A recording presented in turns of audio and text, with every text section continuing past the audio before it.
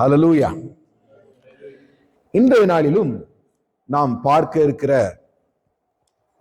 வேத வசனங்களின் தலைப்பு ஒன்று அன்பு, இரண்டாவது மன்னிப்பு. எங்கே அன்பு இருக்கிறதோ அங்கே என்ன இருக்கும்? மன்னிப்பு இருக்கும். ஹல்லேலூயா. நம்ம உண்மையா ஒருவரை நேசிக்கிறோம், உண்மையா நம்ம இயேசுவை நேசிக்கிறோம், நாம என்ன செய்வோம்? மனமுருகி இயேசுவை நோக்கி அழுவோம் இல்லையா?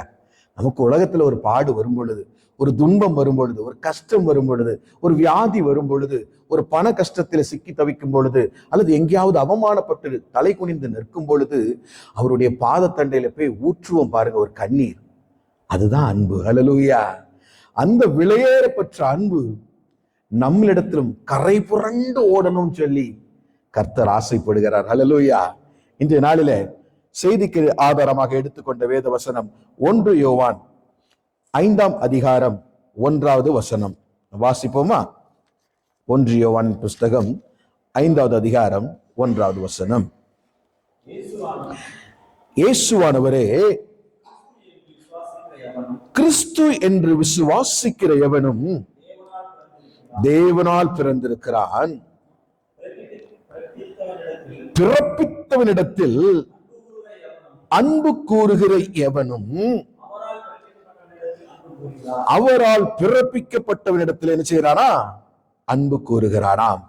இயேசுவானவரே கிறிஸ்து என்று விசுவாசிக்கிற எந்த மனிதனாயாலும் சரி, எந்த மனுஷியாயாலும் சரி, இங்க என்ன எழுதப்பட்டிருக்கிறது?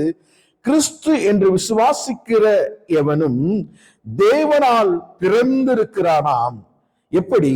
பாவத்துக்கு நாம் மரித்து தேவனுக்கு என்று பிழைத்திருக்கிறோம். அவர் எப்படியாய் சிலுவையிலே அறையப்பட்டு மரித்து 3ஆம் நாள் உயிரோடு வெற்றி வீரராய் எழுந்தாரோ, நாமும் என்ன செய்திருக்கிறோம்? அவரோடு கூட சிலுவையிலே நம்முடைய பாவங்களை அறைந்து மரித்து அவரோடு கூட புதிய மனிதனாய் நாம் என்ன செஞ்சிருக்கிறோம்? எழும்பி இருக்கிறோம். ஒரு புதிய மனிதனாய், ஒரு புதிய மனுஷியாய் நாம் எழும்பி இருக்கிறதுனால தேவனுடைய தற்சொரூப முகமும் பாவமும் குணமும் நம்மிடத்துல அந்த சிலுவையிலிருந்து அப்படியே இறங்கி வந்திருக்கிறது. பிரியமானவர்களே, இயேசு சிலுவையிலே எப்படிப்பட்ட ஒரு அன்பை இந்த உலகுக்கு வெளிப்படுத்தினாரோ, எப்படிப்பட்ட ஒரு அன்பை நமக்கு காண்பித்து போனாரோ, எப்படியெல்லாம் என் பிள்ளைகளை நான் ரட்சித்துக் கொள்ள முடியும், என் பிதாவின் வீட்டிலே அநேக வாசஸ்தலங்கள் உண்டு, அப்படி இல்லாதிருந்தால் உங்களுக்கு சொல்லி இருப்பேன், நான் போய் உங்களுக்கு ஒரு ஸ்தலத்தை ஆயத்தம் பண்ணி நீங்களும் என்னோடு கூட இருக்கும்படிக்கு நான் என்ன செய்வேன்? மீண்டும் வந்து உங்களை சேர்த்துக் கொள்வேன் என்கின்ற அந்த பரிசுத்த அன்பு, ஒரு எதிர்பார்ப்பும் இல்லாத ஒரு தூய அன்பு இயேசுவினிடத்திலிருந்து, இயேசுவின் சிலுவையிலிருந்து எப்படி இறங்கி நமக்கு கிடைத்ததோ, நம் அனைவருக்கும் கிடைத்ததோ, அப்படியான ஒரு அன்பு நமக்குள் இருக்கும் பொழுது நம்ம என்ன செஞ்சிருக்கிறோம்? தேவனால் பிறந்திருக்கிறான், பிறந்தவர்களிடத்தில் அன்பு கூறுகிற, பிறப்பித்தவரிடத்தில் அன்பு கூறுகிற எவனும் அவரால் பிறப்பிக்கப்பட்டவரிடத்திலும் அன்பு கூறுகிறான். இட் மீன்ஸ் நாம என்ன செஞ்சிருக்கிறோம்? அவரால் மறுபடியும் பிறந்திருக்கிறோம். ஒரு உலக ரீதியாக என்னுடைய தாயின் பெயர் ராணி விக்டோரியா, உலக பிரகாரமாக என்னுடைய தகப்பனின் பெயர் டேனியல் தர்மராஜ். ஆனால் நான் இப்பொழுது எப்படிப்பட்ட பையனாக இருக்கிறேன்? டேனியல் தர்மராஜின் பையனாக அல்ல. என்று நான் என் பாவத்தை இயேசுவோடு சிலுவையில் அறைந்தேனோ அன்றே என் பாவத்துக்கு மரித்து இந்த உலக பிரகாரமாய் ஒரு மனிதனாய் என் மாம்சீக ரீதியில் இருக்கிற நான் என்ன செய்கிறேன்? இயேசுவின் பிள்ளையாய் மீண்டும் பிறந்திருக்கிறேன் என்பதுதான் உண்மை. அதனாலதான் அவர் சொல்றாரு, பிறப்பிக்கப்பட்டவனிடத்துல யாரெல்லாம் இயேசுவினால் மறுபடி பிறந்திருக்கிறார்களோ, யாரெல்லாம் born again என்று சொல்லப்பட்டிருக்கிறதோ, அவர்கள் எல்லாரும் தேவனுடைய பிள்ளைகளாக இருப்பதனால எப்படி சொல்லப்பட்டிருக்கிறது? பிறப்பித்தவனிடத்தில் அன்பு கூறுகிற எவனும் அவரால் பிறப்பிக்கப்பட்டவர்களிடத்தும் என்ன செய்யணுமாம்? அன்பு கூற வேண்டுமாம். ஹல்லேலூயா. அப்பா அழகா பாடியிருப்பாங்க ஒரு பாட்டு, அன்பு கூறுவேன் இன்னும் அதிகமாய் ஆராதிப்பேன், இன்னும் ஆர்வமாய் அன்பு கூறுவேன், இன்னும் அதிகமாய் ஆராதிப்பேன், இன்னும் ஆர்வமாய் உம்மை முழு உள்ளத்தோடு ஆராதிப்பேன், முழு பலத்தோடு அன்பு கூறுவேன். ஆராதனை ஆராதனை ஆராதனை ஆராதனை ஆராதனை ஆராதனை ஆராதனை ஆராதனை.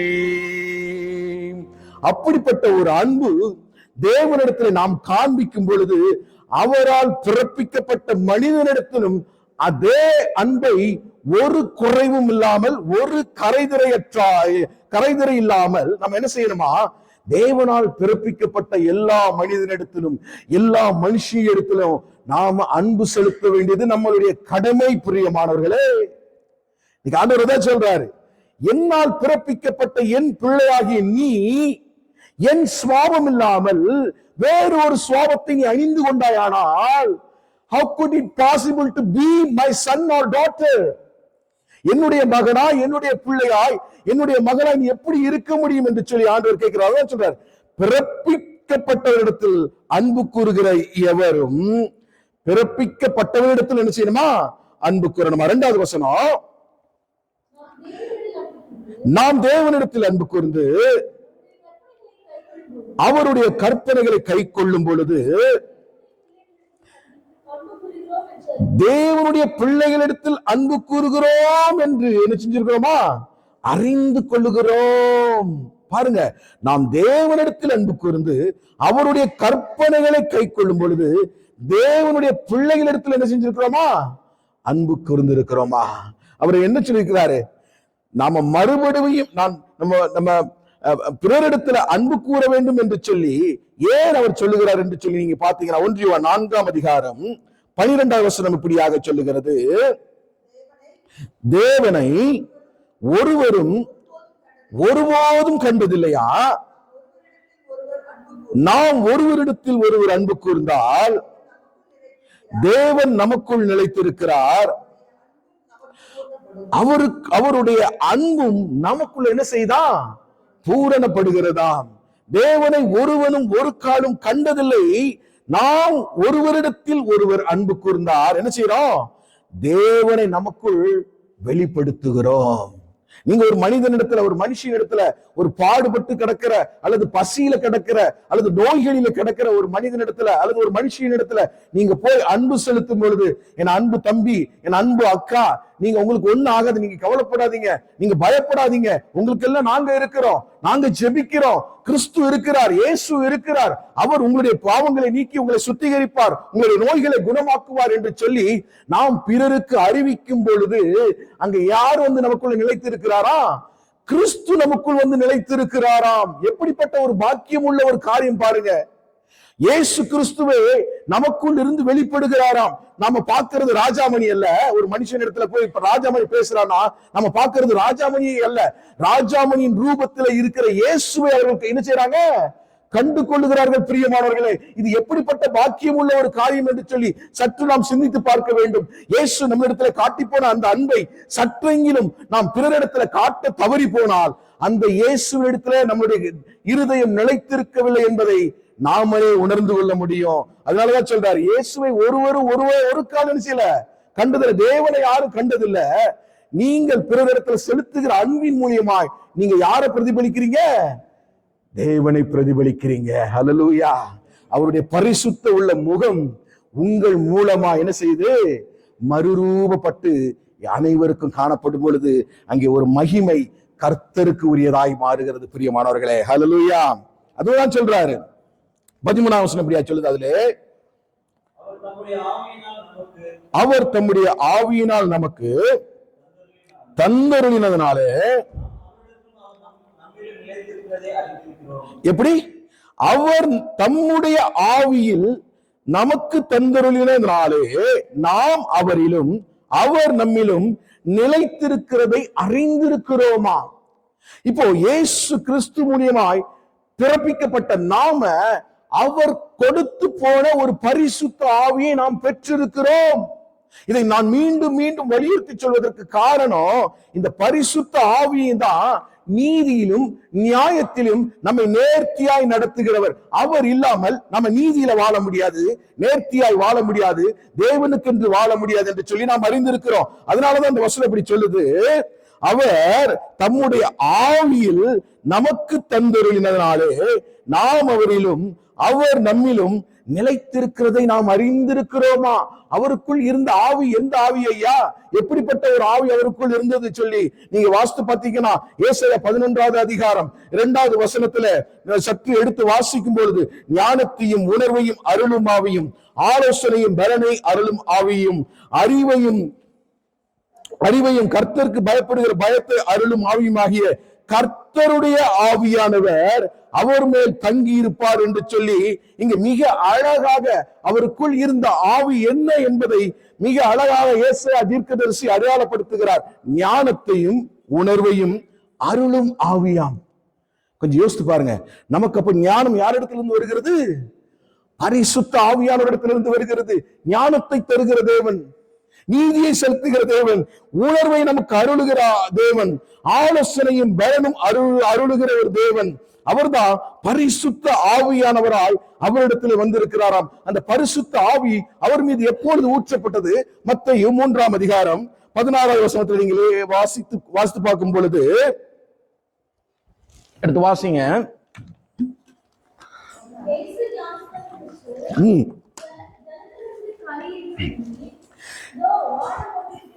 திறக்கப்பட்டது, தேவ ஆவி புறாவை போல இறங்கி தம்மேல் வருகிறதை கண்டாராம். பாருங்க, இயேசு ஞானஸ்தானம் பெற்று ஜலத்திலிருந்து கரையேறினே இதோ வானம் அவருக்கு திறக்கப்பட்டது, தேவ ஆவி புறாவை போல் இறங்கி தம்மேல் வருகிறதை கண்டாரா? எந்த ஆவி அவர் மீது வந்துச்சு? நம்ம ஏசாயால வாசித்தோம், ஞானத்தையும் உணர்வையும் அருளும் ஆவி, கர்த்தருக்கு பயப்படுகிற பயத்தை அருளும் ஆவி, கர்த்தருடைய ஆவியானவர் அவர் மீது தங்கி இருக்கிறார் என்று சொல்லி அந்த ஆவி அவரை வந்து நிரப்பிற்று.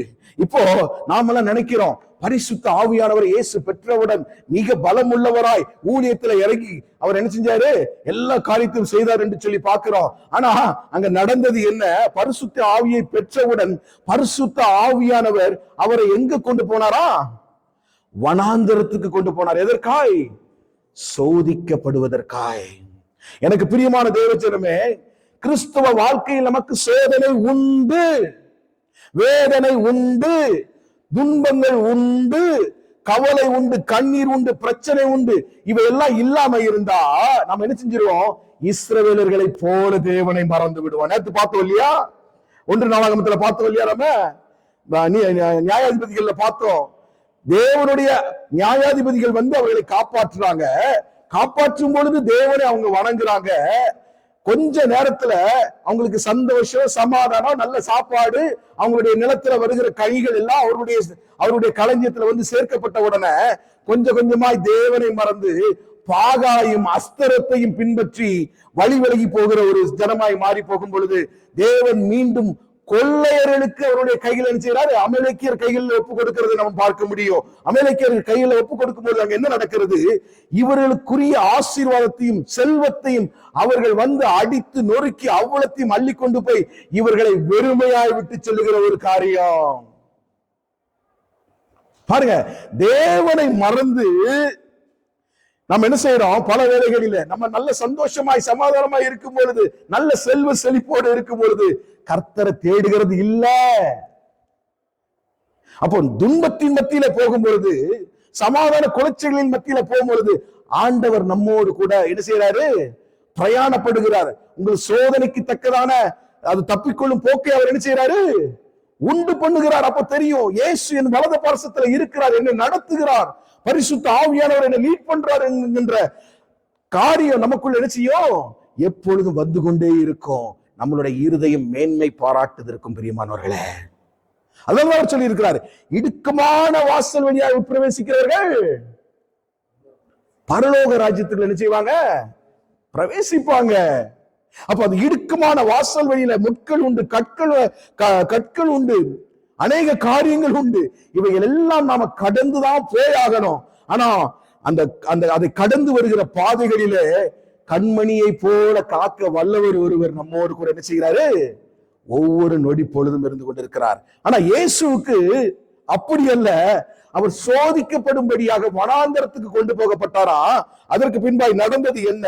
அவர் 40 நாள் இரவும் பகலும் உண்ணாம புசியாம அவர் உபவாசம் இருக்கிறாரு. எடுத்து வாசிங்க, மத்தேயு 3ஆம் அதிகாரம் 17ஆம் வசனம்.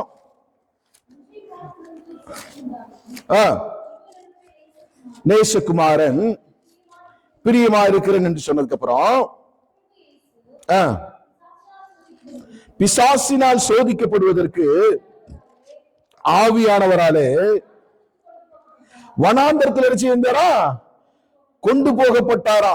ஞானஸ்தானம் பெற்ற உடனே அங்க இருந்து எழுச்சாரு, பிசாசினால் சோதிக்கப்படுவதற்காக கொண்டு போகிறாரு. நீ 4ஆம் வசனம் 1ஆம் வசனத்துல 4ஆவது அதிகாரம் 1ஆம் வசனத்துல இருந்து வாசிங்க. கொஞ்சம் சவுண்ட் வைங்க.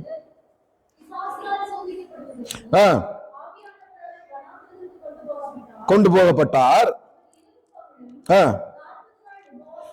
உபவாசமாக இருந்த பின்பு அவருக்கு பசி உண்டாயிற்று.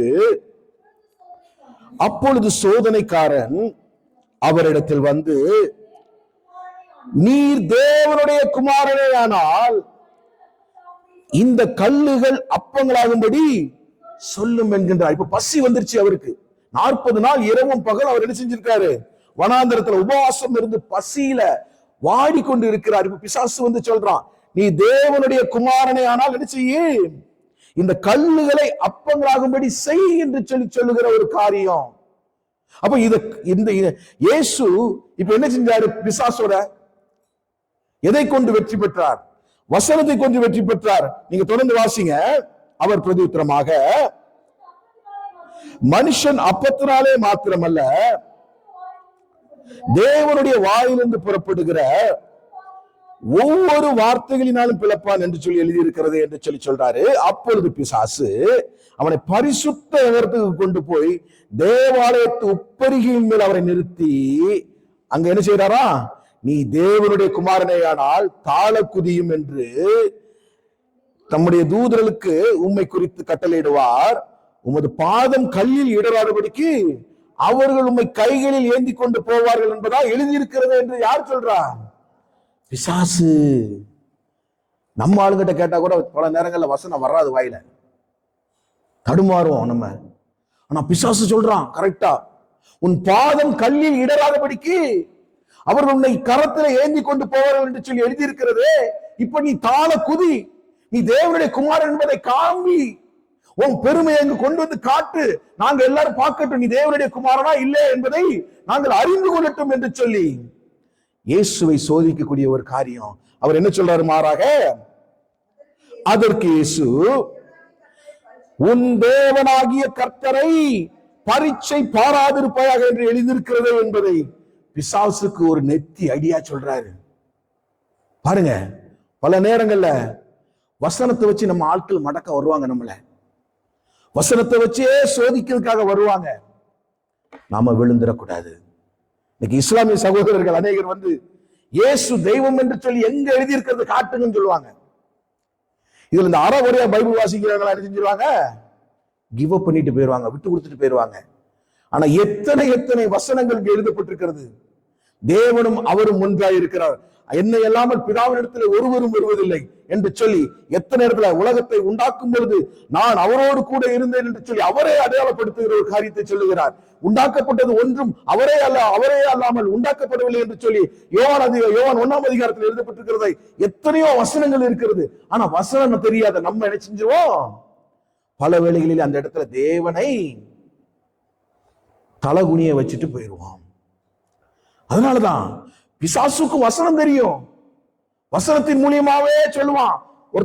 ஒரு ஆள் உண்டு, பைபிளை கரைச்சு குடிச்ச மாதிரி பேசுவான், இஸ்லாமியன். இதுல எந்த அதிகாரத்துல சொல்லியிருக்கு காட்டுங்க. ஒரு சின்ன பெண் வந்து ஒரு வார்த்தையை சொன்ன உடனே அவனுக்கு வார்த்தை சொல்லதுக்கு வாயில வரல. ஏன்னா அந்த புள்ள பைபிள் வசனத்தை கரைச்சு குடிச்ச புள்ள. அது அவனை தோற்கடித்து விட்டு அந்த இடத்துல சென்றதை நான் பார்த்திருக்கிறேன். அப்படி வேத வசனத்தை கொண்டு சாத்தானை வெல்லக்கூடிய அதிகாரம் நமக்குள்ள இருக்கிறோம் என்று சொல்லி அவர் காட்டி போவதற்காக தான் அந்த காரியம் நடக்கிறது. மறுபடியும் பிசாசு அவரை மிகவும் உயர்ந்த மலையில் கொண்டு போய் உலகத்தின் சகல ராஜ்யங்களையும் அவைகளின் மகிமையும் அவருக்கு காண்பித்து, நீ சாஷ்டாங்கமாய் விழுந்து என்னை பணிந்து கொண்டால் இவைகள் எல்லாம் என்ன செய்வேன், உனக்கு தருவேன். இப்ப ஆண்டவர் என்ன சொல்றாரு, அப்பாலே போ சாத்தானே, உன் தேவனாகிய கர்த்தரை பணிந்து கொண்டு அவர் ஒருவருக்கே ஆராதனை செய்வாயாக என்று எழுதியிருக்கிறதே என்று சொல்லி, அப்பொழுது பிசாசு அவரை விட்டு விலகி போனா. இன்னைக்கு பல நேரங்களில நாம தோற்று போகக்கூடிய ஒரு காரியம் இங்கதான் இருக்குது. ரகசியம், பரிசுத்த ஆவி நமக்குள்ள இருக்கிறார், கிரியை செய்யணும், அவரும் இறங்கி வந்திருக்கிறார். 2 கொரிந்தியர் 3:17 சொல்லுது, கர்த்தரே ஆவியானவர், கர்த்தருடைய ஆவி எங்கேயோ அங்கே விடுதலை. அப்ப கர்த்தருடைய ஆவியானவர் நம் மீது வந்து அமர்ந்தாச்சு, அனைவருக்கும் ஊற்றப்பட்டாச்சு. அவர் இருக்கிற வண்ணமாகவே நாமும் இந்த உலகத்துல இருக்கிறோம். நமக்கு சகல அதிகாரத்தையும் கொடுத்து அனுப்பி இருக்கிறார். நீங்க போய் உலகம் எங்க நினைச்சீங்க, சுவிசேஷத்தை அறிவிங்கள் என்று சொல்லி மார்க்கில் எழுதியிருக்கிறார். அப்படி இருந்தோம் நாம பல வேளைகளிலே மற்றவர்கள் வந்து நம்மை பல காரியங்கள் மூலியமா ஸ்டிமுலேட் பண்ணும்போது நம்ம என்ன செஞ்சிடறோம், வசனத்தை மறந்து விழுந்து போகிற பிள்ளைகளாய் காணப்படுகிறோம். அன்பை மறந்து போகிறோம், மன்னிப்பை மறந்து போகிறோம், இயேசு கொடுத்த ரட்சிப்பை நம்ம என்ன செய்யறோம், மறந்து போகிறோம். பிரியமானவர்களே, இயேசு பாருங்க, பரிசுத்த ஆவியானவர் மீது வந்து அமர்ந்த உடனே என்ன நடந்திருக்கும் ஆச்சலாம், அவர் மிகப்பெரிய வல்லமை உள்ளவராய் எழுந்து பல தீர்க்க தரிசனங்களை சொல்லி பல அற்புதங்களையும் அடையாளங்களையும் நடப்பித்திருக்கணும். ஆனா மாறாக பரிசுத்த ஆவியானவரை வனாந்தரத்துக்கு கொண்டு போகிற ஒரு காரியம் உங்களுக்கும் இந்த காலத்திலே வனாந்தரங்கள் கொடுக்கப்பட்டிருக்கும். பிரியமானவர்களே, உங்க வாழ்க்கையில வனாந்தரம் வருகிறதா, ஒரு பாடு வருகிறதா, ஒரு நோய் வருகிறதா, அல்லது மற்றவர்களால் உங்களுக்கு அவமானம் நேரிடுகிறதா, யோசித்து பாருங்க. இயேசுவுக்கு என்ன நடந்தது? அப்ப எனக்கு இது நடக்கும் என்பது உங்களுக்கு தெரிந்திருக்க வேண்டுமே. இதுல எங்கிருந்து நீங்க தவறி போனீங்க? இயேசுவுக்கு நடந்த அந்த ஒரு காரியம் நமக்கு நடக்க கூடாம இருந்திருக்குமா? நம்மளும் அந்த காரியத்தை கடந்துதான் வந்தாகணும். இந்த வனாந்தரத்தை கடந்து ஜெயித்து வசனத்தின் மூலியமாய் நாம் முன்னேறி வரும் பொழுதுதான் இந்த அன்பிலும் மன்னிப்பிலும் ரட்சிப்பிலும் நாம நிலைத்திருக்க முடியும் என்பதை ரகசியத்தை அறிந்து கொள்ளுங்கள் பிரியமானவர்களே. அதான் அவர் சொல்றாரு, தேவனுடையவன் அன்புடையவன். கிறிஸ்துவுக்குள் இருந்தால் நீங்க அன்பா இருக்கிறீங்க என்று அர்த்தம். உண்மையான அன்பு ஒருவரை என்ன செய்யாது, புறம்பே தள்ளாது. அன்பு சகலத்தையும் தாங்கும், சகலத்தையும் சகிக்கும், சகலத்தையும் நம்பும், சகலத்தையும் விசுவாசிக்கும். அன்புக்கு பொறாமையிலே, அன்புக்கு தற்பொழிவு இராது, அன்பு தன்னை புகழாது, இருமாப்பை இராது என்று சொல்லி வேதத்தில் மிக தெளிவாக அன்பின் லிஸ்டுகள் கொடுக்கப்பட்டிருக்கிறதே. இந்த காரியம் நம்முடைய வாழ்க்கையிலே, நம்முடைய வாழ்க்கை பயணத்திலே நம்மோடு கூட வருகிறதா? Check up your life today. அப்ப இந்த வாழ்க்கை நமக்குள்ள இல்லைன்னா நாம சந்தேகப்படணும் நம்மளையே. நம்முடைய ஆவிக்குரிய வாழ்க்கை எப்படியா கட்டி அமைக்கப்பட்டிருக்கிறது? நான் சரியான வழியில நடந்து கொண்டிருக்கிறேனா? இல்ல ஏதோ ஒரு கண்துடைப்புக்காக வேதத்தை வாசித்து ஒரு 2 நிமிடம் வேகமாக ஜெபித்து விட்டு நான் கடந்து போகிற பிள்ளையாய் காணப்படுகிறேன் உலகத்துல. கொஞ்சம் யோசித்து பாருங்க. இவ்வளவு காரியங்கள் நமக்கு கொடுக்கப்பட்டிருக்கிறதே, இந்த அன்பு, இந்த மன்னிப்பு நமக்குள்ள இல்லைன்னா நாம் எப்படி பிறரை போய் சந்திக்க முடியும்? எப்படி பிறரை இயேசுவின் ரட்சிப்புக்குள்ள கொண்டு வர முடியும்? கொஞ்சம் யோசித்து பாருங்க. அன்பு எப்படிப்பட்டது தெரியுமா? அன்புக்கு பொறாமை கிடையாது, அன்பு தன்னை புகழாது, அன்பு இருமாப்பா இராது. இதெல்லாம் நமக்குள்ள இருக்குன்னா நமக்குள்ள அன்பு இல்லை. நமக்குள்ள அன்பு இல்லைன்னா நமக்குள்ள கிறிஸ்துவின் பரிசுத்த ஆவியானவர் இல்லை. Hello, I want to wake up you today. ஒருவரும் வஞ்சியாதபடி எச்சரிக்கையாக இருங்கள். கிறிஸ்துவத்தின் அடிப்படை நாளமே அன்புதான். கிறிஸ்துவத்தின் அடிப்படையே மன்னிப்பு தான். அதுக்காக தான் அவ்வளவு பரிசுத்தமான தேவன் தன்னுடைய மகிமை எல்லாவற்றையும் திறந்து ஏழை ரூபம் எடுத்து மாட்டு கொட்டிலே வந்து பிறந்தார். ஐயா, இதை யாராவது மறுத்த முடியுமா?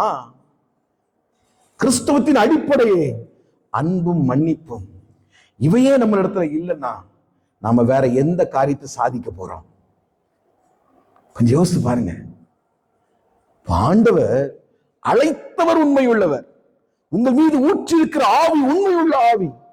அப்ப எங்க தவறு நடக்கிறது என்று சொல்லி பார்த்தால், வனாந்தரத்தின் வாழ்க்கையில நம்மை நாமே பறிகொடுக்கிற பிள்ளைகளாய் நாம் காணப்பட்டுக் கொண்டிருக்கிறோம்.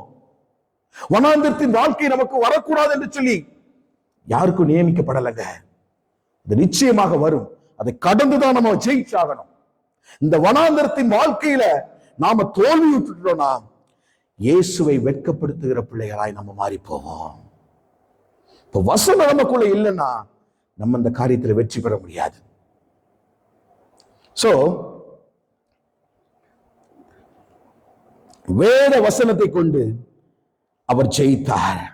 யோபு தன்னுடைய புஸ்தகத்தில் மிக தெளிவாக எழுதுகிறார். யோபு 23ஆம் அதிகாரம் 10வது வசனத்திலே, ஆனாலும் நான் போகும் வழியை அவர் அறிவார், அவர் என்னை சோதித்த பின் நான் பொன்னாக என்ன செய்வேன், விளங்குவேன்.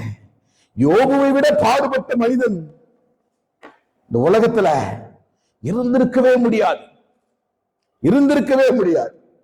யோபு 1ஆம் அதிகாரம் 8வது வசனத்துல தேவனே சாட்சி கொடுக்கப்பட்ட ஒரு மனிதன். அவன் உத்தமனும் சன்மார்க்கனும் தேவனுக்கு பயந்து பொல்லாப்புக்கு விலகுகிற ஒரு மனுஷனா இருந்தானா. தன் பிள்ளைகளை பரிசுத்தமாய் காத்துக்கொள்ள வேண்டும் என்று சொல்லி வாஞ்சையா இருந்தானாம். ஒவ்வொரு வாரம் அந்த பிள்ளைகளை அழைத்து அவர்களுக்கு என்று பலியை செலுத்தி தேவனுடைய பயத்துல நேர்த்தியாய் வளர்த்து கொண்டிருந்த ஒரு மனுஷன். பிசாசு வாரா, வனாந்தர வாழ்க்கை யோபுவின் வாழ்க்கைக்குள்ள வருகிறது. தேவனிடத்தில் போய் போராடுறான். நீ அவனை சுற்றி வேலையை அடைக்கவில்லையோ, வேலையை விலக்கிப்பார், இதுல உத்தமனா இருக்கலாம் என்று பார்ப்போம் என்று சொல்லி யோபு 1ஆம் அதிகாரம் கடைசி வசனத்துல யோபு சொன்னான், இவைகள் எல்லாவற்றிலும் யோபு பாவம் செய்யவும் இல்லை, தேவனை பற்றி குறை சொல்லவும் இல்லை. 2ஆம் அதிகாரத்துல மறுபடியும் போய் நிக்கிறான். பிள்ளைகளை கொண்டீங்க, 10 பிள்ளைகள் செத்தாயிடுச்சு. வனாந்திரத்திலிருந்து சூறை காற்று வந்து வீட்டின் மீது மோதி 10 பிள்ளைகள் அதே இடத்துல மடிந்து போனாங்க.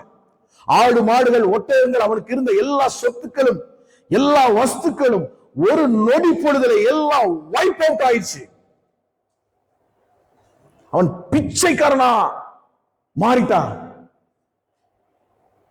தேவனிடத்திலிருந்து நன்மையை வாங்கின நான் தீமையை அனுபவிக்க வேண்டாமா? கர்த்தர் கொடுத்தார், கர்த்தர் எடுத்தார், கர்த்தருடைய நாமத்துக்கு ஸ்தோத்திரம் என்று சொல்லி ஸ்தோத்திரம் பாடி கொண்டிருந்தான் ஒரு மனிதன். அவனை நம்முடைய வாழ்க்கையில ஒரு அடையாளமாக எடுத்துக்கொள்ள கூடாதா? ஒரு முன்மாதிரியா எடுத்துக்கொள்ள கூடாதா? 2ஆம் அதிகாரத்துல போய் சொல்றான், நீர் அவனை இன்னும் தொடலையே, சரிப்பா தொட்டுக்கோ, உயிரை மட்டும் வச்சுக்கோ. புறா உடல் எல்லாம் பருக்கள், சலம் ஒடியுது, அருவருப்பா காணப்படுறான். மிகவும் திரளான ஆஸ்தி உள்ள ஒரு மனிதனா இருந்தா ஒரு நிமிட பொழுதில் அவருடைய வாழ்க்கை மாற்றப்படுகிறது. சாபத்தின் விளிம்புக்கே போயிட்டான், சாவின் விளிம்புக்கே போயிட்டான். தன் சொந்த மனைவியை சொல்றான், இன்னுமா அந்த தேவனிடத்துல நீ உத்தமமா இருக்குன்னு நம்புற? தேவனை தூஷித்து உன் ஜீவனை விட்டு போ, செத்து போன்னு சொல்றான். அவன் சொல்றான் மனைவியிடத்துல, பைத்தியக்காரி போல் பிதற்றுவதை போல் பிதற்றாதே. தேவனிடத்திலிருந்து நன்மையை அனுபவித்து நாம் தீமையை அனுபவிக்க வேண்டாமோ என்று சொல்லி. எத்தனை பேருக்கு இப்படிப்பட்ட இருதயம் இந்த நாளில வரும்? நமக்கு சற்று ஒரு சிறிய கசப்பான பாதையில நாம் நடந்து போனவுடன் தேவனே வேண்டாம், ஆலயமே வேண்டாம், சபையே வேண்டாம், சபை மக்களே வேண்டாம், ஓடி ஒளிஞ்சிருவோம் எங்கேயாவது. இதற்காகவா தேவன் உங்களை தெரிந்து கொண்டார்? இதற்காகவா தேவன் உங்களை அழைத்து இந்த ஆலயத்தில் வைத்து அழகு பார்த்து கொண்டிருக்கிறார்? இதற்காகவா உங்களை கொண்டு கிரியைகளை நடப்பித்துக் கொண்டிருக்கிறார்? யோசித்து பாருங்க, யோசித்து பாருங்க. ஐயா, ஆண்டவர்க்கென்று திருப்பணி செய்வதற்காக உங்களை ஒப்படைத்து நீங்க முன்னேறி வரும் பொழுது உங்களுக்கு எதிராக பல கற்கள் வரும், பல சொற்கள் வரும்.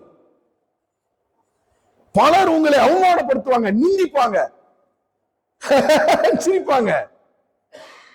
நான் ரட்சிக்கப்பட்ட புதுசுல நான் சொன்னேன் என் நண்பன் ஒரு இடத்துல, டேய் வாடா, ஊருக்கு போயிருக்கேன் சவுதியில இருந்து, வாடா போவோம்.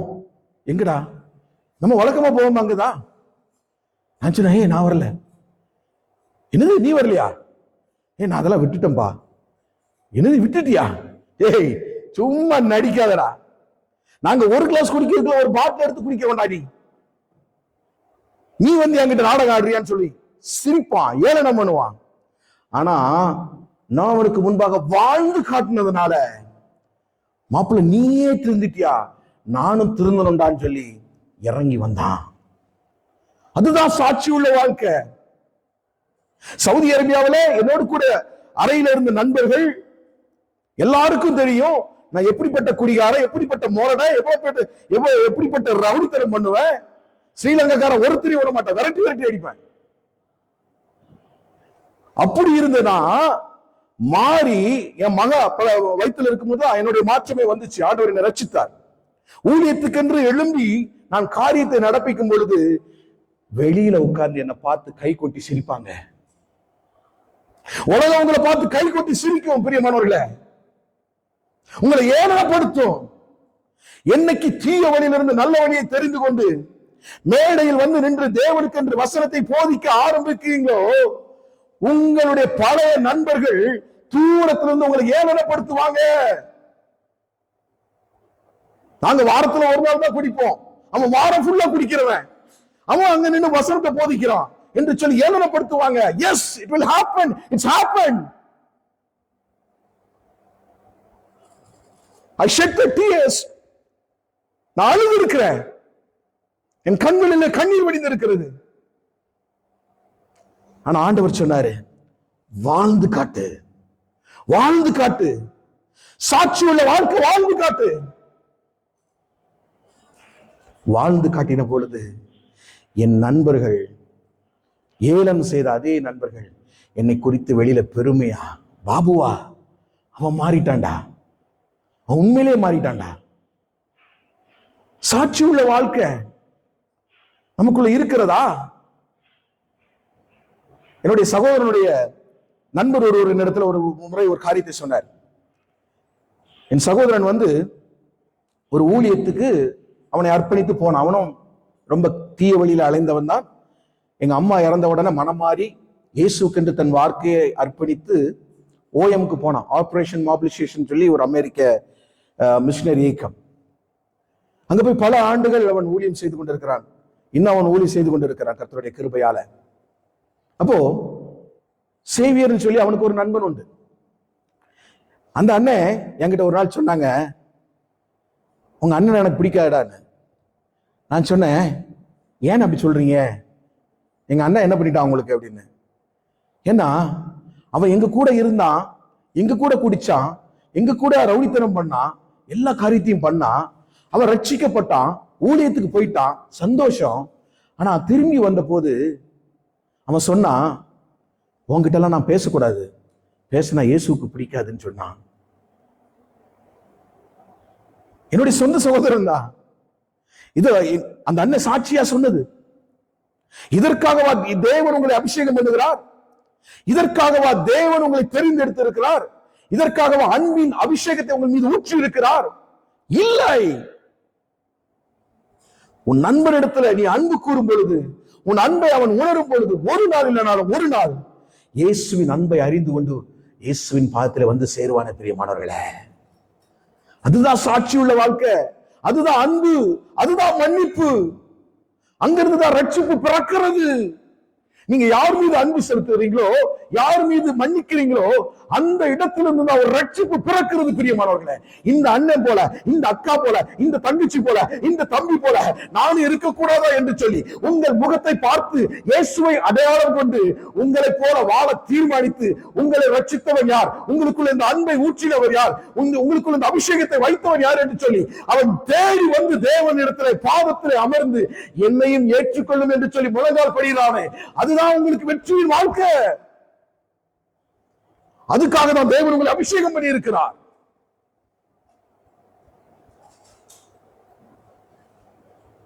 யோசிச்சு பாருங்க, நம்மளுடைய வாழ்க்கை தரம் எப்படி இருக்கிறது?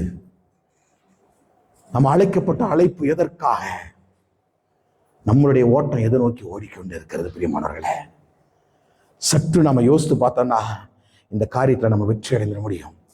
கிரஹாம் ஸ்டைன் மிகப்பெரிய ஒரு தேவ ஊழியர்.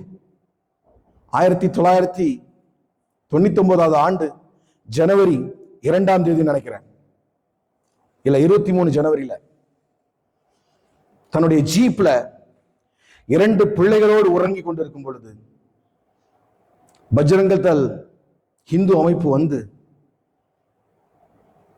தீ வைத்து கொளுத்திட்டாங்க. அந்த மனிதன் கதர்னாரு, என் பிள்ளைங்களை என்ன கொள்றீங்க, என் பிள்ளைங்களையாவது காப்பாற்றுங்கன்னு சொல்லி தூக்கி வெளியில் இருந்த பிள்ளையை மீண்டும் தூக்கி மனசாட்சி இல்லாமல் உள்ளே எரிந்து கதவை அடைத்து தீயிட்டு பொசுக்கின அந்த கிரஹாம் ஸ்டைன். அப்போ அவனுடைய பக்கத்து ஸ்டேட்ல ஒரு மாவட்ட ஆட்சியாளர் இருந்தார், கலெக்டர். அவர் ஒரு தமிழர். இப்ப ரீசெண்டா ஒரு டெலிவிஷன்ல அவர் பேட்டி கொடுத்திருந்தார் இதை பத்தி. அதை நான் பார்த்து கண்ணீர் வடித்தேன். அவர் சொன்னார், கிரஹாம் ஸ்டைன் மிகவும் நல்ல மனிதர். அது நடந்தது வந்து எங்க பக்கத்து ஊர்ல, பக்கத்து டிஸ்ட்ரிக்ட்ல, என்னுடைய இதுல அந்த இது கிடையாது, அது மனோகர்பூர்னு ஒரு ஊர், அது கிராமம். அப்போ அவர் சொல்றாரு, அவரை பற்றின ஒரு சாட்சி, ரொம்ப நல்ல மனிதர். ஒரு முறை அந்த ஏரியால ஒரு பெரிய ஆக்சிடென்ட் நடந்துதான். ஆக்சிடென்ட் நடந்தப்போ இவர் போகணும், இவர் போகிறதுக்கு சற்று சமயமாகும். தீயணைப்பு வண்டி, ஆம்புலன்ஸ் எல்லாம் சொல்லியாச்சு, அலௌன்ஸ் பண்ணியாச்சு, இவங்க போறாங்க. ஆனா இவர் போறதுக்கு முன்னால இவரு கிரஹாம் ஸ்டைன் அந்த இடத்துல இருக்கிறதை ஞாபகம் வந்து அவருக்கு போன் பண்ணி, ஐயா கொஞ்சம் போய் பார்க்க முடியுமா ஐயா, இந்த மாதிரி ஒரு ஆக்சிடென்ட் நடந்திருக்கு, தயவு செஞ்சு கொஞ்சம் பார்க்க முடியுமான்னு. அவர் உடனே அந்த இடத்துக்கு போய் தீயணைப்பு வண்டி, ஆம்புலன்ஸ், அந்த கலெக்டர் வருவதற்கு முன்பாக எந்த வேன்ல அவங்க போட்டு கொளுத்தினாங்களோ அதே வேன்ல ஆக்சிடென்ட் ஆகி விழுந்து கிடந்த அநேக உயிர்களை எடுத்து கொண்டு போய் ஆஸ்பத்திரியில சேர்த்து உயிரை காத்த ஒரு நண்பன். இயேசுவின் உண்மையான அடையாளம் தரித்த ஒரு ஊழியன். ஆஸ்திரேலியாவில் இருந்தவர். அவருக்கு என்ன தலையெழுத்தா? இந்தியால வந்து தொழுநோயால் பாதிக்கப்பட்டிருக்கிற விரல்கள் அற்ற, கைகள் அற்ற அநேகருக்காக ஆஸ்பத்திரியை கட்டி அவர்களுக்காய் வேலை செய்ய வேண்டும், பணி செய்ய வேண்டும் என்பது அவருக்கு தலையெழுத்தா? எவ்வளவு சொகுசான வாழ்க்கை வாழ்ந்து கொண்டிருப்பார் அவர். கொஞ்சம் யோசித்து பாருங்க. அவர் ஒரு ஃபாதரியார் தான். ஒரு சகோதரி லெட்டர் எழுதுறாங்க, இந்த மாதிரி எங்களுடைய டிஸ்ட்ரிக்ட்ல இப்படிப்பட்ட காரியங்கள்லாம் இருக்குது ஐயா, உங்களால முடிந்தா ஒரு முறை இங்க வந்து பாருங்கன்னு சொல்லி. அந்த சகோதரியை பார்ப்பதற்காக வந்தவர் இங்குள்ள நிலைமையை கண்டு கண்ணீர் வடித்து அங்கே தங்கி இருந்து, ஆஸ்திரேலியால எனக்கு செல்வ செழிப்புள்ள வாழ்க்கை இருக்கு, ஆனா அந்த வாழ்க்கைக்காக நான் தெரிந்து கொள்ளப்படல, நான் அபிஷேகம் பட்டது இப்படிப்பட்ட ஏழைகளுக்காகவும், இப்படிப்பட்ட அந்நியர்களுக்காகவும், இப்படிப்பட்ட குஷ்டரோகிகளுக்காகவும் நான் சொல்லி அந்த இடத்துல ஆஸ்பத்திரியை கட்டி ஊழியம் செய்த ஒரு மனிதனை ஈவு இரக்கம் இல்லாமல் இந்த உலகம் கொளுத்தி கொன்றது. அப்படித்தான் செய்யும் நம்மள. அதற்காக ஓடிடலாமா? இயேசு விட்டுட்டு ஓடிடலாமா? ஆலயத்தை விட்டு ஓடிடலாமா? அந்த கிளாடிஸ் அம்மாட்ட கேட்டப்போ அவங்க சொன்னாங்க, அம்மா என்னம்மா இப்படி கொன்னுட்டாங்களே, பத்திரிகையாளர்லாம் வந்து கேட்கிறாங்க. அந்த அம்மா சொன்ன ஒரு வார்த்தை, நான் அவர்களை மன்னிக்கிறேன். I will forgive them. I will forgive them. இந்தியாவுக்கு மிகப்பெரிய அதிர்ச்சி. தன் கணவனையும் 2 செல்ல பிள்ளைகளையும் கண் எதிரே கொளுத்தி போட்ட இந்த மிருகங்களை எப்படியா தண்டிக்க வேண்டும் என்று சொல்லி கேட்பாங்கன்னு பார்த்தா, நான் அவர்களை மன்னிக்கிறேன் என்று சொல்லி சொல்றாங்களேன்னு சொல்லி எப்படியம்மா இதை கேட்டீங்கன்னு சொல்லும் போது அவங்க சொன்னாங்க, Jesus says love your enemy. பாருங்க, இப்படிப்பட்ட இருதயம் நமக்கு வருமா? ஒரு சின்ன காரியத்தை விட்டு கொடுத்து போவதற்கு நமக்குடைய இருதயத்தில் இடம் இல்லையே. கிளாடிசமாக இழந்த ஒரு பெரிய இழப்பு உலக பிரகாரமாய். அந்த அம்மா ஏன் இப்படி சொல்லணும்? யோசித்து பாருங்க. ஏன்னா இயேசு சொன்னதை அவர்கள் செய்கிற பிள்ளைகள், இயேசுவை அச்சு அடையாளமாக தரித்திருக்கிற பிள்ளைகள், இயேசுவின் அன்பு நிறைந்த பிள்ளைகள். அதுதான் அவங்க மத்தேயு 5ஆம் அதிகாரம் 44வது வசனத்தில் உள்ளதை சொல்றாங்க. நான் உங்களுக்கு சொல்லுகிறேன், உங்கள் சத்துருக்களை சிநேகியுங்கள், உங்களை சபிக்கிறவர்களை ஆசீர்வதிங்கள், உங்களை பகைக்கிறவர்களுக்கு நன்மை செய்யுங்கள், உங்களை நித்தியத்திற்காகவும் உங்களை துன்பப்படுத்துவதற்காகவும் உங்களை நிந்திக்கிறவர்களுக்காகவும் உங்களை துன்பப்படுத்துவதற்காக என்ன செய்யுங்க? செபிங்க. நாம சற்று ஒரு ஆளு ஒரு வார்த்தையை பேசிட்டா அவங்களுக்கு எதிராக பின்னாடி போய் என்னெல்லாம் பேசுறோம். ஆனா அங்க பாருங்க, இயேசு சொன்ன வாழ்க்கைய வாழ்ந்து காட்டினாங்க அந்த கிளாடிஸ் அம்மா.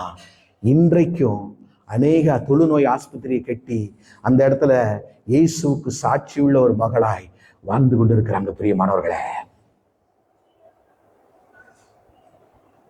நம்மளுடைய வாழ்க்கை பயணம் எதை நோக்கி ஓடிக்கொண்டிருக்கிறது? சற்று யோசித்து பாருங்க. 25வது வசனத்துல சொல்றாரு, இப்படி செய்வீர்களால் நீங்கள் பரலோகத்தில் இருக்கிற உங்கள் பிதாவுக்கு புத்திரராயிருப்பீர்கள் என்கின்ற ரகசியத்தை இயேசு அந்த இடத்துல வெளிப்படுத்துகிறார்.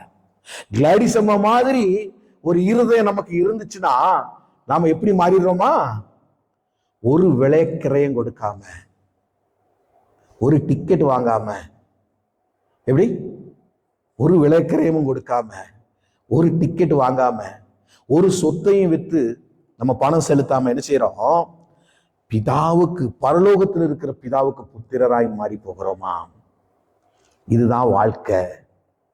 ஏன்னா அவர் தீயோர் மேலும் நல்லோர் மேலும் தமது சூரியனை உதிக்க பண்ணி நீதி உள்ளவர்கள் மேலும் அநீதி உள்ளவர்கள் மேலும் மழையை பெய்ய பண்ணுகிறவர். ஹல்லேலூயா. பாருங்க ஐயா, இயேசு இந்த பூ உலகில பிறந்தார் என்று சொல்லி நாம் எல்லாரும் மாறுதட்டி அழிந்து கொண்டிருக்கிறோம். ஐயா, இயேசுவின் வாழ்க்கையில ஒரு பங்கேனும் நாம் வாழ வேண்டாமா? ஒரு பங்கேனும் நாம் வாழ வேண்டாமா? சொல்றாரு, மிகப்பெரிய ரகசியத்தை உடைத்து சொல்லுகிறார். இப்படி இருந்தீங்கன்னா நீங்க யாருக்கு புத்திரர்? பரலோகத்தில் இருக்கிற பிதாவுக்கு புத்திரராய் நீங்கள் மாறி போக முடியும். 46 வசனம் எப்படி சொல்லுகிறது? உங்களை சிநேகிக்கிறவர்களே நீங்கள் சிநேகிப்பீர்களானால் உங்களுக்கு பலன் என்ன? ஆயக்காரரும் அப்படியே செய்கிறார்கள் அல்லவா? உங்கள் சகோதரரை மாத்திரம் வாழ்த்துவீர்களானால் நீங்கள் விசேஷித்து செய்கிறது என்ன? ஆயக்காரரும் அப்படியே செய்கிறார்கள் அல்லவா? 42 வசனம் சொல்லுது, ஆகையால் பரலோகத்தில் இருக்கிறவங்க பிதா பூரண சற்குணராய் இருக்கிறது போல நீங்களும் பூரண சற்குணராய் இருக்க கடவீர்கள். பாருங்க, பூரண சற்குணர். அவரிடத்துல ஒரு பழுதும் கிடையாது. அவர் பழுதற்ற ஆட்டுக்குட்டி, பழுதற்ற தேவன். அவரிடத்துல வஞ்சகம் இல்லை, அவரிடத்துல ஏது ஒரு குற்றமும் இல்லை. ஆனாலும் நமக்காக என்ன செஞ்சாரு? சிலுவையில ரத்த பலியாய் மரித்தார். பிரியமானவர்களே, மத்தேயு 5ஆம் அதிகாரம் 39 42 வரை உள்ள வசனங்களில் எழுதுகிறார், நான் உங்களுக்கு சொல்லுகிறேன், தீமையோடு எதிர்த்து நிற்க வேண்டாம். ஒருவன் உன்னை வலது கன்னத்தில் அறைந்தால் அவருக்கு மறு கன்னத்தை என்ன செய்ய? திருப்பி கொடு. உன்னோடு வழக்காடி உன் வஸ்திரத்தை எடுத்துக்கொள்ள வேண்டும் என்று இருக்கிறவனுக்கு உன் அங்கேயும் விட்டுவிடு. ஒருவன் உன்னை ஒரு மைல் தூரம் வர பலவந்தம் பண்ணினால் அவனோடு கூட 2 மைல் தூரம் போ. உன்னிடத்தில் கேட்கிறவனுக்கு கொடு. உன்னிடத்தில் கடன் வாங்க விரும்புகிறவனுக்கு முகம் கோணாதே. உனக்கு அடுத்தவனை சிநேகித்து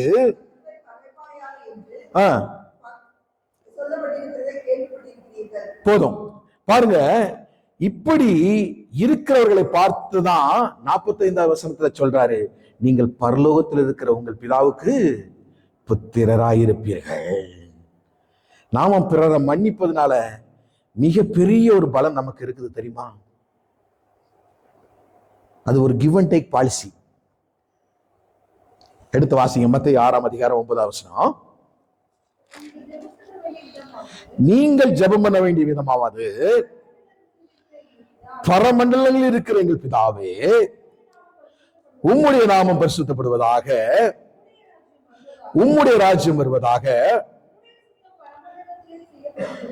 உம்முடைய சித்தம் பரமண்டலத்திலே செய்யப்படுகிறது போல பூமியிலையும் செய்யப்படுவதாக,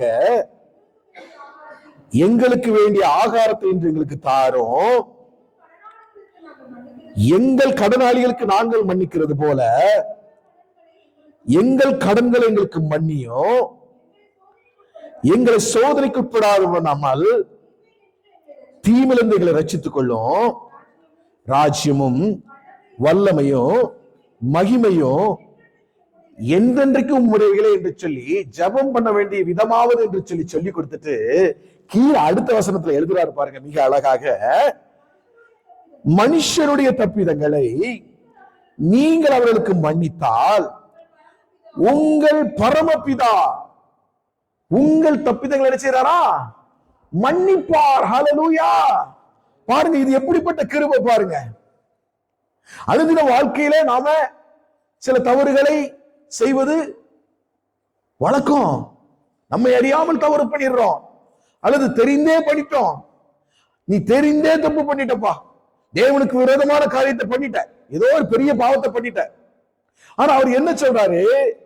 நீங்கள் மனுஷருடைய தப்பிதங்களை மன்னிக்கும் பொழுது உங்களுடைய தப்பிதங்கள் என்ன செய்யறது? உங்களுக்கு மன்னிக்கப்படுகிறது. இதை விட விலை உங்களுக்கு வேற என்ன வேணும் சொல்லுங்களேன். இப்போ நம்ம தம்பி ஃபெலிக்ஸ் இருக்கிறா. ஃபெலிக்ஸ் அண்ணே அப்படின்னு சொல்லி ஏதோ ஒரு வார்த்தையை பேசிட்டான். உடனே நான் என்ன செய்யறேன்? ஓடி போய், ஃபெலிக்ஸ் பிரச்சனை இல்லப்பா, நான் நீ தப்பா பேசிட்ட, இருந்தாலும் பரவாயில்ல, நம்மளாம் ஆண்டவருடைய பிள்ளைங்க, நம்ம அப்படி பேசக்கூடாது, நம்ம கொஞ்சம் மாத்திக்கப்பா உன்ன, சரியா? ஒன்றும் பிரச்சனை இல்லப்பா, நான் உன்னை மன்னிக்கிறேன் அப்படின்னு நீங்க சொல்லும்போது அங்க ஆட்டோமேட்டிக்கா உங்களுக்குள்ள இருக்கிற பாவங்கள் என்ன செய்யப்படுதான்? மன்னிக்கப்படுதான். ஹல்லேலூயா. இது எவ்வளவு பெரிய கிருபை பாருங்களேன். நம்முடைய பாவங்களை மன்னிக்க பூமியில யாருக்கு அதிகாரம் இருக்கு? இயேசு கிறிஸ்து ஒருவருக்கு தான் அதிகாரம் இருக்குது.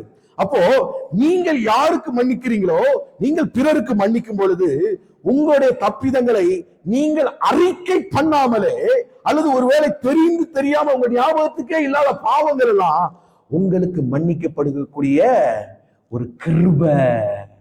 ஹல்லேலூயா. பாருங்க, இது எவ்வளவு பெரிய ரகசியம் பாருங்க. அதனாலதான் நம்ம தாவீதின் காரியத்துல நீங்க பாத்தீங்கன்னா 1 சாமுவேல் 18ஆம் அதிகாரத்துல 6ஆம் வசனத்துல தாவீது பெலிஸ்தீன் என்ன செஞ்சுட்டான்? கொன்றுட்டான். கொன்றுட்டு இப்போ என்ன செய்யறாங்க? ஆடல் பாடலோட உள்ள வாராங்க. அவனை சுற்றி பெண்கள் எல்லாம் ஆடி பாடி எல்லாம் பயங்கர சந்தோஷத்துல இருக்கிறாங்க. இருக்கும் பொழுது இப்ப என்ன செய்யறான்? 7ஆவது வசனத்துல அந்த ஸ்திரீகள் ஆடி பாடுகையில் சவுல் கொன்றது 1000, தாவீது கொன்றது என்னது 10,000 என்று முறையாக பாடும் பொழுது இப்ப சவுலுக்கு என்ன செஞ்சிருச்சு? அது ஒரு விசனமாய் போச்சு. இப்போ சவுல் யாரு? ஒரு பெரிய ராஜா, இஸ்ரவேலுக்கு ஏற்படுத்தப்பட்ட முதல் ராஜா. ஆனா இப்போ ஒரு சின்ன பையன் வரான், ஆட்டுக்குட்டி மேய்ச்சிட்டு இருந்த ஒரு பையன், யாருக்குமே அடையாளம் தெரியாது. யுத்த களத்துக்குள்ள வரும்போது அவர் சகோதரர்கள் என்ன செய்யறாங்க? போல இங்க இருக்கு, வந்த இங்கெல்லாம் நீ வரக்கூடாது அப்படின்னு சொல்லி அடிச்சு துரத்துறாங்க. ஆனா என் தேவனுக்கு எதிராக நிக்கிறான்னு சொல்லி வைராக்கியமா எழுந்து போய் ஒரு கூழாங்கல்ல அவனை அடிச்சு கீழே விழ வச்சு அவன் தலையை வெட்டி தேவனுக்கு வெற்றியை பெற்றுக் கொடுத்த ஒரு தாவீதா இந்த இடத்துல எழும்பி நிற்கிறான். சிறு பையன் என்று சொல்லி பார்க்கப்பட்ட ஒரு இடத்துல இப்போ சவுல் கொன்றது 1000, தாவீது கொன்றது 10,000. அவன் சொல்றான், எனக்கு 1000 தான் கொடுத்தாங்க, தாவீதுக்கு 10,000 கொடுத்தாங்க. பாருங்க, வாழ்க்கையில எப்படியெல்லாம் ஒரு மனிதன் மீது நமக்கு பொறாமை ஏற்படுகிறது என்று சொல்லி நம்ம அறிந்து கொள்ளணும். இந்த விஷயத்துல நம்ம விழிப்பா இல்லைன்னா நம்மை நாமே அந்த பொறாமை என்ன செஞ்சிடும்? வஞ்சித்துரும். இப்போ தேவனுடைய பிள்ளையா இருந்த சவுல் உடனே என்ன செஞ்சுட்டா? இப்போ 10ஆவது வசனத்துல நீங்க பாத்தீங்கன்னா, தேவனால் ஏவப்பட்ட பொல்லாத ஆவி அவனை என்ன செஞ்சது? நிரப்பிட்டு இப்போ உடனே என்ன செய்யறான், அவனை எப்படியாவது கொல்ல வேண்டும் என்று சொல்லி அவன் துடிக்கிறான். ஆனா நீங்க 11ஆம் வசனத்துல பாத்தீங்கன்னா, அப்பொழுது சவுல் தாவீதை சுவரோட சேர்த்து உருவ குத்துவேன் என்று சொல்லி ஈட்டி அவன் மீது ஏறிறான். ஆனா தாவீது அதற்கு 2 தடவை விலகி தப்பிச்சுட்டான். 1 சாமுவேல் 24 1 20 வசனங்கள் வரை நீங்க எடுத்து வாசித்து பாத்தீங்கன்னா, அங்க என்ன செய்யறான், சவுல் இவனை தேடி போகிறான். இவனுக்கு மலை ஜலாதிக்கு போறான். டாய்லெட்டுக்கு போகும்போது ஒரு கோயிலுக்குள்ள போயிட்டான். அந்த கோயிலுக்குள்ள தான் என்ன செய்யறான், நம்ம ஆளு ஒளிஞ்சிருக்கான். இப்போ அந்த அந்த வசனத்தை மட்டும் நீங்க வாசிங்கள. 3வது வசனம்.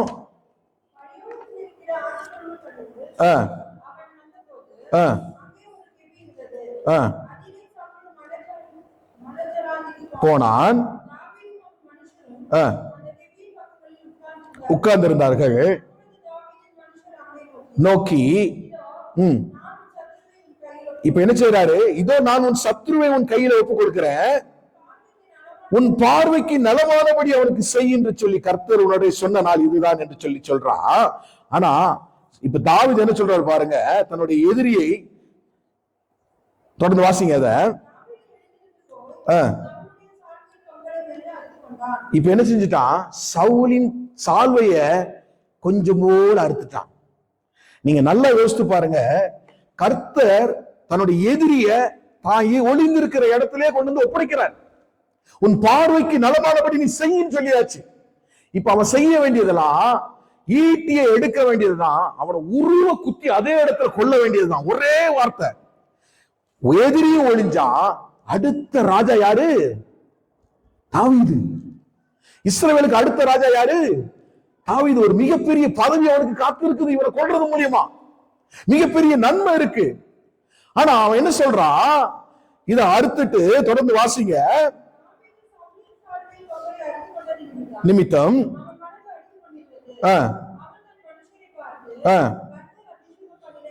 நல்லா கவனிங்க, நல்லா கவனிங்க பிரியமான தேவஜனமே, நல்லா கேளுங்க இந்த வசனத்தை. கர்த்தர் அபிஷேகம் பண்ணின என் ஆண்டவன் மேல் என் கையை போடும்படியான இப்படிப்பட்ட காரியம் நான் செய்யாதபடிக்கு கர்த்தர் என்னை காப்பாராக என்று சொல்லி ஆண்டவருடைய சமூகத்தில் விழுந்து அழுறான். உம்மால் அபிஷேகம் பண்ணப்பட்ட ஒரு ஊழியன் மேல், ஒரு ராஜாவின் மேல் நான் எப்படி கை போட முடியும், நான் எப்படி அவனை கொல்ல முடியும் என்று சொல்லி அவன் சால்வையின் ஓரத்தை தான் அறுத்துட்டு போனான். அதுக்கே மனஸ்தாபப்பட்டு உட்கார்ந்து அழுறான். நல்லா யோசித்து பாருங்க, சவுல் அவனை துரத்தி துரத்தி ஒரு நாட்டில் இல்லாதபடிக்கு, அவனை சாப்பிட விடாதபடிக்கு, தூங்க விடாதபடிக்கு அவனை தொடர்ந்து விரட்டி கொண்டே இருக்கிறான் கொள்வதற்காக. இப்ப தேவன் அவனுடைய கரத்துல கொண்டு வந்து கொடுத்த ஒரு ஆசீர்வாதம், எப்பா நீ என்ன பண்ணாலும் செஞ்சுக்கோ, உன் பார்வைக்கு நலமானபடி செஞ்சுக்கோன்னு சொல்லி. ஆனா அவன் என்ன செஞ்சான், தேவனால் அபிஷேகம் பண்ணப்பட்ட மனிதன் மேல் நான் எப்படி கை போடுவேன். ஒரு தரம் அல்ல, 2வது தரமும் ஒப்பு கொடுக்கிறார். 1 சாமுவேல் 26ஆம் அதிகாரம் எடுத்து வாசி 8வது வசனத்துல அபிஷாய் தாவீதை பார்த்து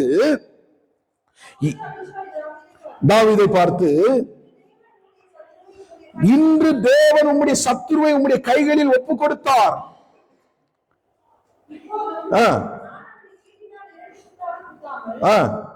ஒரே குத்தாக நிலத்தில் உருவ குத்தட்டுமா என்று சொல்லி சொல்றாரு. அதுக்கு 9வது வசனத்தில் தாவீது அபிஷாயை பார்த்து, அவரை கொல்லாதே, கர்த்தர் அபிஷேகம் பண்ணுவித்தவர் மேல் தன் கையை போட்டு குற்றமில்லாமல் போகிறவன் யார் என்று சொல்லி சொல்றான் பாருங்க. 10வது வசனத்தை 11வது வசனத்தை வாசிங்க சிஸ்டர். பின்னும் தாவீது